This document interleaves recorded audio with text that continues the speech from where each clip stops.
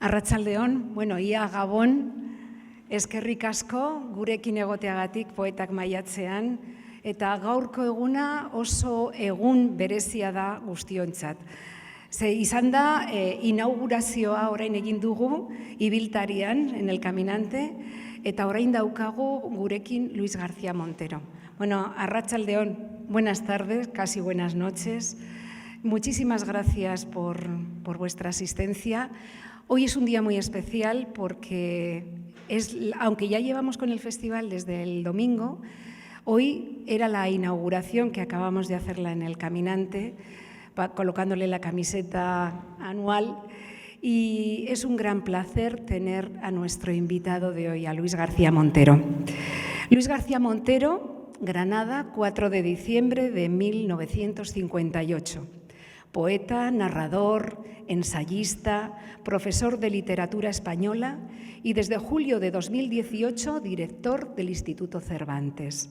Licenciado en Filosofía y Letras por la Universidad de Granada. Hijo predilecto de Andalucía. Es catedrático de la Universidad de Granada, profesor honorario de la Universidad de Mar del Plata, Argentina. Representante de la tendencia lírica denominada Nueva Sentimentalidad, que surge en Andalucía a finales de los años 70. Se inicia en el mundo de la poesía en 1980. Ha recibido numerosos premios como poeta y como escritor de novelas, Su otro veneno. Amar las palabras, ser lector antes de escritor es su máxima norma.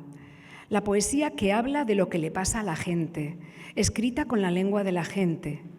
Ve al poeta como ciudadano normal, que no se inventa lenguajes raros, sino que trata de la manera más personal y rigurosa posible el lenguaje, que es de todos, patrimonio de una comunidad. Su poesía es una mirada que habita en medio de la rutina. Busca detalles que puedan convertirse en metáforas para simbolizar un momento de la vida, un momento de la historia, un momento de entender la realidad. Como él dice, la gran literatura ha encontrado sus metáforas en lo cotidiano. La poesía no es acumular palabras bonitas por ejercicio de belleza hueca. Es un modo de reflexionar la condición humana, inevitablemente unida a su tiempo histórico. Porque Luis García Montero piensa que la poesía puede influir en la realidad, porque establece un diálogo de conciencia a conciencia. Como humanista, ha trabajado en la universidad, transmitiendo que hay que formar conciencia, enseñar a pensar, a interpretar la realidad, a sospechar de las consignas y de los valores establecidos por el poder. Él nos transmite que la mejor vacuna contra los dogmas, contra la intolerancia, son los poemas, la poesía. Uno de los derechos humanos fundamentales para él es el derecho a la belleza, porque la belleza es conocimiento y es libertad. Y en este bello lugar en el que hoy vamos a disfrutar de sus palabras, quiero agradecerle inmensamente el que esté hoy con nosotros, con nosotras, porque tiene una agenda apretadísima. Mañana ya a las 5 de la mañana tiene que estar marchando de Gasteiz. Y millones de gracias, eskerrik asko, Luis, de verdad, por este esfuerzo, por estar aquí en Poetas en Mayo. Mañana es el cumpleaños de Almudena Grandes. Y te queremos acompañar con 2 citas de Almudena. Desde el corazón te queremos acompañar. Dice Almudena, la gente no llega a comprender hasta qué punto el lenguaje pobre empobrece el pensamiento, las experiencias y los placeres de la vida. Y termino con la cita de Almudena. La alegría es un arma superior al odio. Las sonrisas más útiles, más feroces que los gestos de rabia y desaliento. Esta noche en Poetas en Mayo, con todos ustedes, Luis García Montero. Eskerrik asko.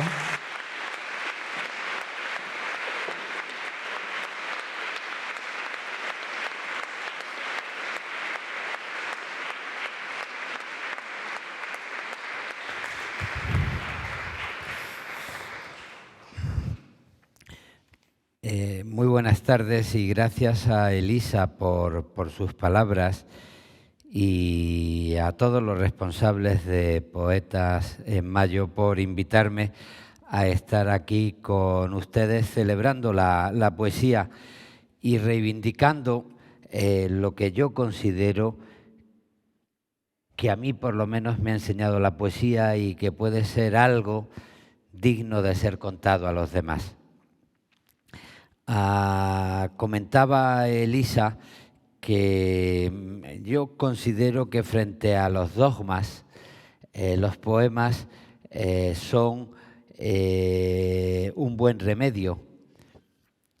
Antonio Machado hace mucho tiempo aconsejó a sus alumnos que es conveniente pensar lo que se dice antes de decir lo que se piensa.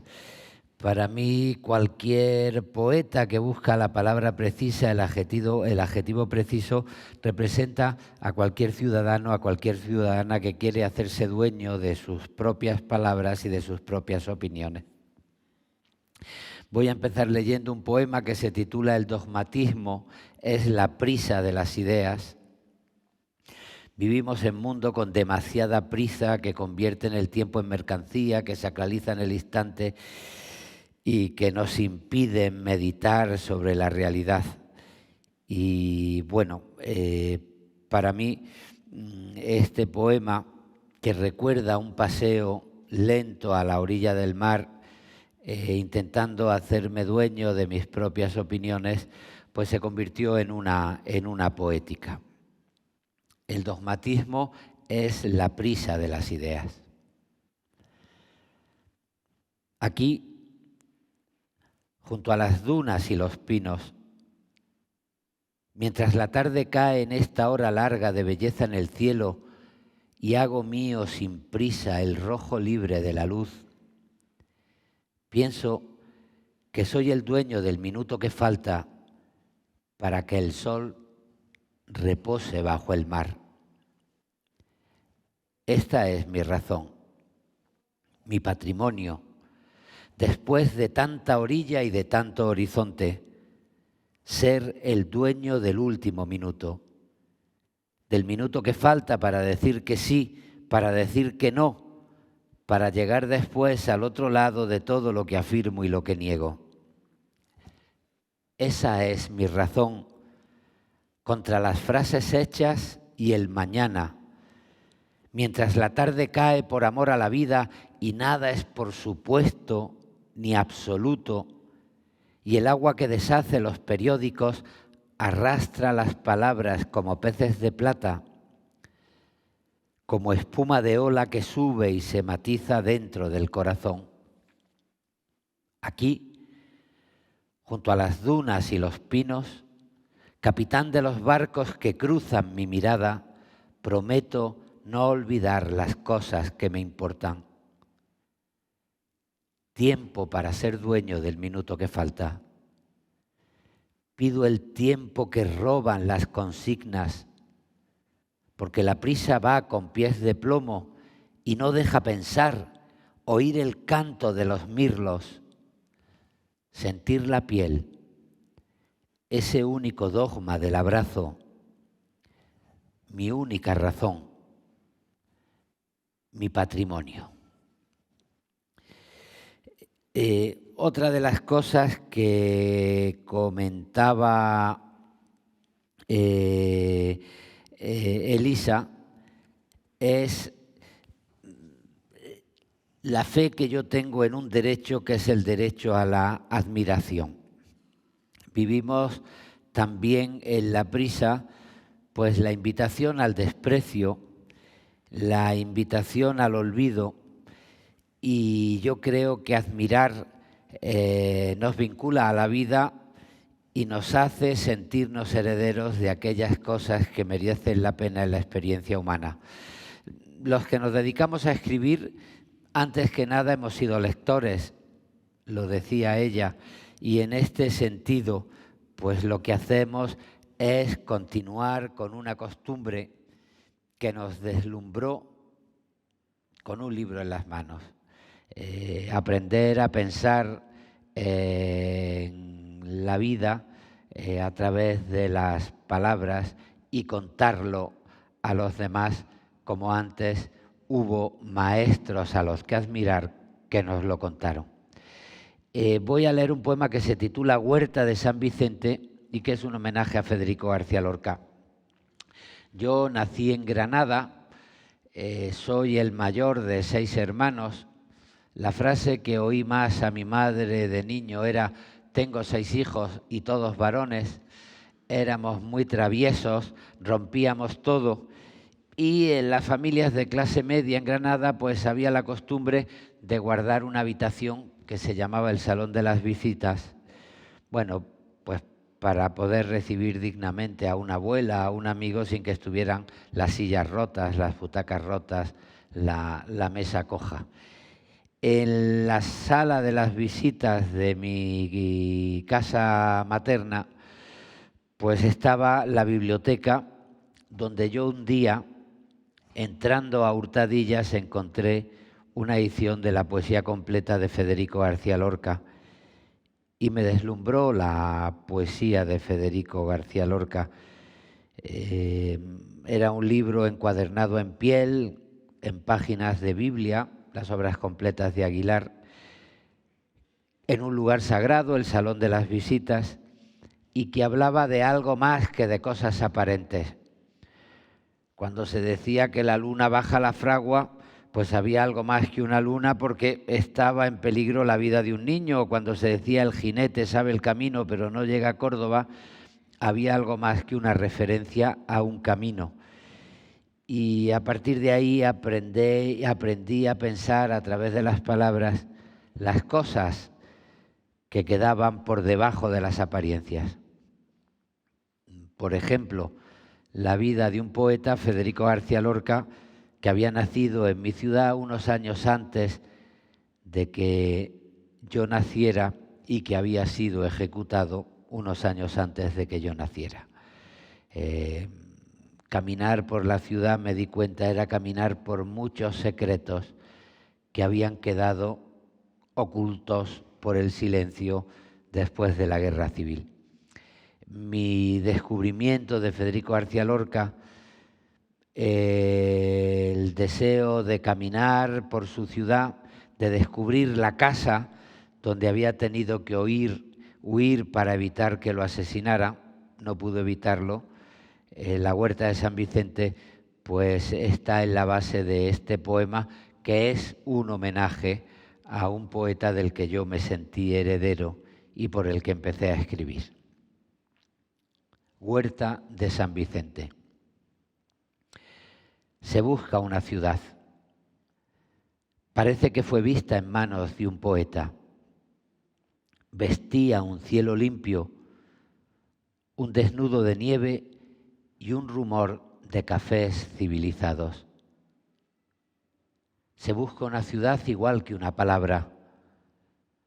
Recuerdo aquellos años inexplicables de mi adolescencia, la sombra del poeta en el balcón de su casa cerrada. Aparecía y desaparecía con la misma torpeza suplicante de los primeros versos. Cuando son las palabras vagones melancólicos de un tren que ya no puede con su alma o no sabe moverse todavía. Detrás de los cristales, bajo las tachaduras de lo que se persigue en un papel cuadriculado, buscaba una ciudad. Un trozo de madera borrada por el tiempo, la ley de gravedad que fijase mi nombre en un mundo de olvidos y de rara intuición. Heredé las ausencias, pisé lo que no estaba. Imaginé su noche, solitario poeta fusilado, y me pertenecía, como la habitación de los amigos, como la luz cautiva de la luna en los amaneceres. Adolescencia siempre tiene más prisa el menos esperado. Buscaba en los escombros de una guerra aquello que no puede vivir en los escombros. vestía un cielo limpio, un desnudo de nieve. Se busca una ciudad, la recompensa, aprender a vivir con uno mismo, saludar a la luna en horas de trabajo, mover recuerdos en un cajón vacío. Y a partir de ahí, pues, me dediqué a leer, a escribir, y les leo ahora un poema que se titula Primeros versos, en los que recuerdo cómo poco a poco se fue conformando mi vocación poética y me fui vinculando con la poesía. Hablo de aquellos años honestamente rotos. El viento imprevisible daba la vuelta al mundo a través de los bosques y de los cazadores. Pero como los bosques están en cualquier parte que conserve una duda, un rumor o un silencio, y siempre hay cazadores detrás del perseguido, el viento aparecía y desaparecía honestamente gris en cualquier desamparo. Por ejemplo, en el hombre de los ojos azules que mira una ciudad recién bombardeada, en la esquina del niño que espera una limosna, en la ducha imposible de la mujer del sábado que abre las ventanas y despine al cliente, en los hombros de aquel muchacho recorrido por el viento del mundo que se lo lleva todo, que todo se lo lleva menos al cazador y menos la piedad, una sombra callada detrás de la belleza, una sombra que junta mis últimos poemas y mis primeros versos.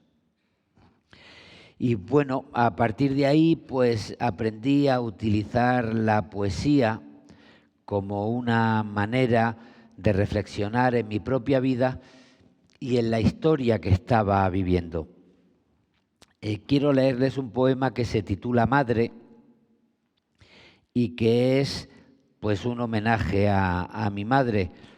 Mi madre estudiaba filosofía y letras, estaba especializando en francés, quería ir a París, se enamoró de mi padre, dejó los estudios, se casó, tuvo 6 hijos, uno detrás de otro, y ya se dedicó toda su vida pues a cuidar a sus 6 hijos. Quizá la persona con la que yo más he discutido en mi vida ha sido con mi madre, porque mi idea de la vida y de la tarea de una mujer pues era muy distinta a la imagen de una mujer que había dejado de estudiar, que se había quedado sin ir a París y que había sacrificado su vida pues siguiendo unas tradiciones poco hospitalarias para la mujer. Pero bueno, después de mucha discusión también tuve la necesidad de explicarle que sabía el significado de su sacrificio, la entrega que había servido para sacarnos a todos adelante en una época difícil donde muchas mujeres se sacrificaron en España para sacar adelante a sus familias y a sus hijos. Y escribí este poema para decirle que la iba a llevar a París.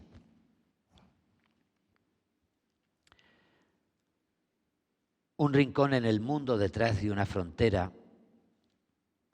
o detrás de los años y los amaneceres con la esquina doblada, como la página de un libro, o detrás de las curvas de una guerra. Se conmueve el camino a la orilla del mar. Parece un látigo en el aire de febrero lluvioso. Cuando baja del coche, Ángel González Tuda pone sus pies heridos en la historia y sube muy despacio entre muros franceses y casas repintadas con el azul de los veranos hasta llegar al cementerio. Lo que nos trae aquí no es el sol de la infancia. Los lugares sagrados nos permiten vivir una historia de todos en primera persona. Las flores de la tumba de Machado imitan el color de una bandera sagrada por mandato de mi melancolía. Aquello que aprendimos una vez, el frío de las manos, la palabra en el tiempo, el dolor de las vidas que se cortan en el cristal de los destinos rotos, descansa hoy, casi desnudo, en una tumba de poeta. Cuando llegamos a Sevilla, preguntaba su madre al entrar en Collur: qué difícil la suerte de los pueblos que viven protegidos por la misericordia de un poema. Qué difícil la última soledad de Machado. La luna llega al mar. El mar llega a Sevilla. Nosotros a un recuerdo y a esta pálida, desarmada emoción de compartir una derrota. Y acabo con dos poemas. El primero es un poema de amor que se convirtió para mí en una poética. Se titula Resumen y tiene que ver con los cuidados en la vida, en el cuerpo de la persona a la que se quiere, pero también los cuidados en las palabras. Resumen. No existe libertad que no conozca, ni humillación o miedo a los que no me haya doblegado. Por eso sé de amor. Por eso no medito el cuerpo que te doy. Por eso cuido tanto las cosas que te digo. Y ya que estamos en este atrio, pues voy a acabar con una oración que yo escribí contra la guerra, contra la gente que buscando cualquier idea de cualquier tipo se considera con derecho a matar a los demás, a destruir a los demás, a sembrar la muerte en las ciudades. Se titula Oración. A vosotros que cortáis la manzana de la muerte con el anonimato de una guerra, os pido caridad. Por un Dios en el que jamás he creído, por una justicia de la que desconfío, por el orden de un mundo que no respeto,